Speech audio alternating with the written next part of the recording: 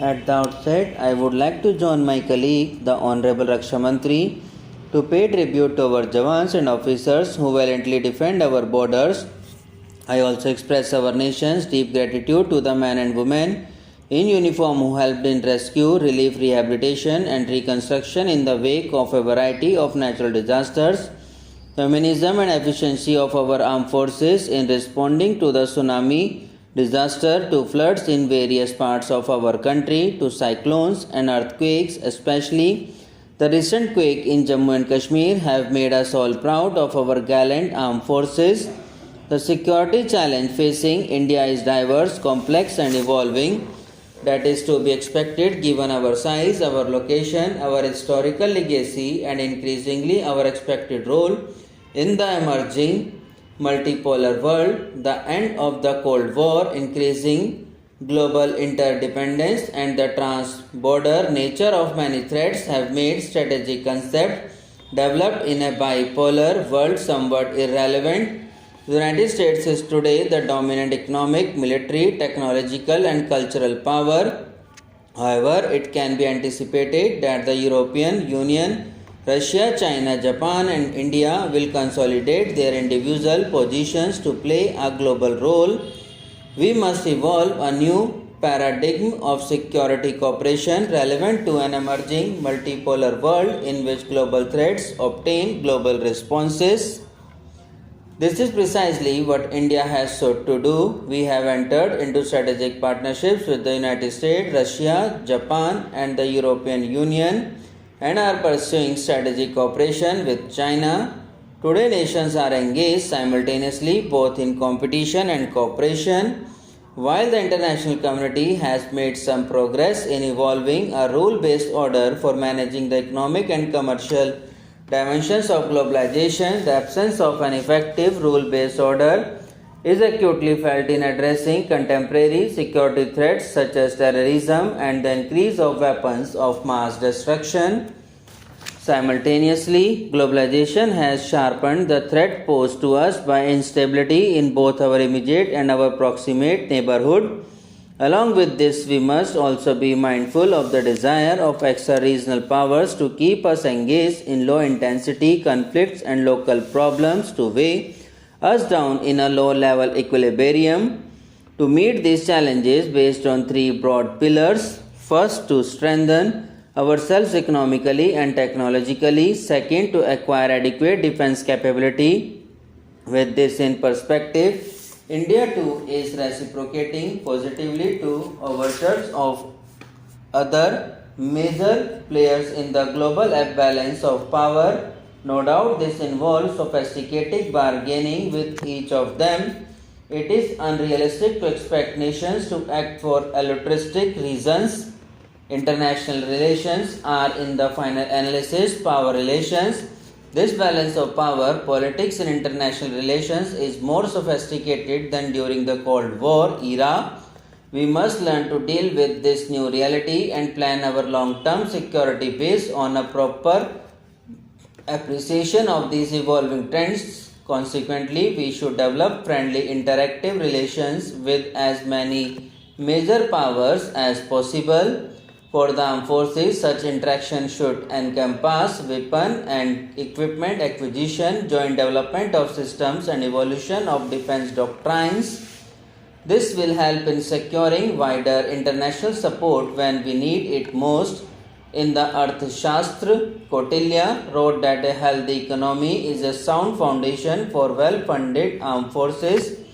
From the strength of the treasury, he said, the army is born, but it is not only for fiscal reasons that the health of our economy is important in our national security. A healthy, growing, and stable economy in itself enhances security. New notions of comprehensive national power give high weightage to economic, social, scientific, technological, educational, and cultural aspects of power. Military strength alone no longer guarantees a nation's security. Knowledge, power, and economic capabilities are equally important. I am sure that our defense community recognizes that economic progress has enabled accelerated equipment modernization. Today's international climate enables us to draw on world financial flows for development and to offer our skills in exchange for other countries, outsourcing services and manufacturing to India for mutual benefit. Our armed forces have always been assured that our government will never shy away from finding funds for our defense requirements, and I endorse what the Defense Minister has said in his address. It should be obvious, however, that any government will find it easier to find the required resources if the economy grows faster and generates the incomes and revenues required. If our economy grows at 8% per annum, it will not be difficult for us to allocate about 3% of our GDP for our national defense. This should provide for a handsome defense budget. Hence, our priority is to pursue policies to generate faster economic growth and mobilize more resources. Critical to our effort to step up the rate of economic growth is the assurance of energy security. This requires a broad-based energy policy based on rational economic and strategic considerations, national domestic pricing policies, etc. At the outset, I would like to join my colleague, the Honorable Raksha Mantri, to pay tribute to our Jawans and officers who valiantly defend our borders. I also express our nation's deep gratitude to the men and women in uniform who helped in rescue, relief, rehabilitation and reconstruction in the wake of a variety of natural disasters. The humanism and efficiency of our armed forces in responding to the tsunami disaster, to floods in various parts of our country, to cyclones and earthquakes, especially the recent quake in Jammu and Kashmir, have made us all proud of our gallant armed forces. The security challenge facing India is diverse, complex and evolving. That is to be expected given our size, our location, our historical legacy and increasingly our expected role in the emerging multipolar world. The end of the Cold War, increasing global interdependence and the trans-border nature of many threats have made strategic concepts developed in a bipolar world somewhat irrelevant. The United States is today the dominant economic, military, technological and cultural power. However, it can be anticipated that the European Union, Russia, China, Japan and India will consolidate their individual positions to play a global role. We must evolve a new paradigm of security cooperation relevant to an emerging multipolar world in which global threats obtain global responses. This is precisely what India has sought to do. We have entered into strategic partnerships with the United States, Russia, Japan and the European Union and are pursuing strategic cooperation with China. Today, nations are engaged simultaneously both in competition and cooperation. While the international community has made some progress in evolving a rule-based order for managing the economic and commercial dimensions of globalization, the absence of an effective rule-based order is acutely felt in addressing contemporary security threats such as terrorism and the increase of weapons of mass destruction. Simultaneously, globalization has sharpened the threat posed to us by instability in both our immediate and our proximate neighborhood.